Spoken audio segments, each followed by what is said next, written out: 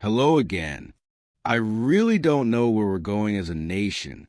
To me, so many of our social norms are turned upside down. Even in business and economics, things are not where they're supposed to be.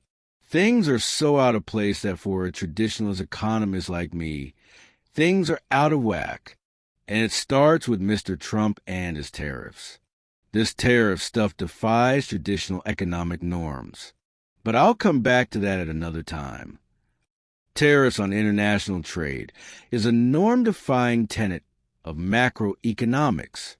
I first want to talk about the dysfunctional tenets of microeconomics. Microeconomics is something the common man can easily understand. Back in 2017, when Mr. Trump unilaterally imposed a 25% tariff on goods coming from China, a study by J.P. Morgan Chase Bank showed that every household in America had to pay an extra $1,500 in out-of-pocket in expenses each year that the tariffs were in place. Dollar Tree stores, which has over 15,000 locations in the U.S., raised the price of everything in their stores to $1.25. That is not 3% inflation. That is 25% inflation imposed on the poorest segment of the American people.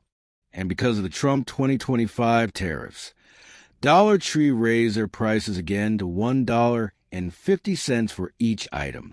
That's an additional 20% inflation.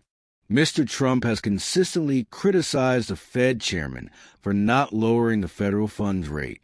So last month, Mr. Powell and the Fed lowered the rate by 25 basis points to 4.08%. From the beginning of time, there's been an inverse relationship between the federal funds rate and the annual percentage yield on bank savings accounts. That means when the federal funds rate go down, bank rates on deposits go up and vice versa. The reason is to encourage savings, thereby making more money available for loans and investment, and make more funds available to banks without having to borrow from the Fed. But not this time around. In our new world of Trumponomics, where so many things are turned upside down, my bank actually lowered the APY on my bank account. Why? There are certain laws of economics that are predictable and can be controlled. In production economics, we have the law of diminishing returns, the law of marginal returns, the law of diminishing marginal returns, the laws of diminishing utility, the law of diminishing marginal utility, and so on. These are laws of economics that are governable, and in many cases, they can be controlled. But there is one universal law in economics that is not governable and can never be controlled. And that is greed. Whenever ethics and morality go up against greed, greed seldom loses. Stay tuned for more to come.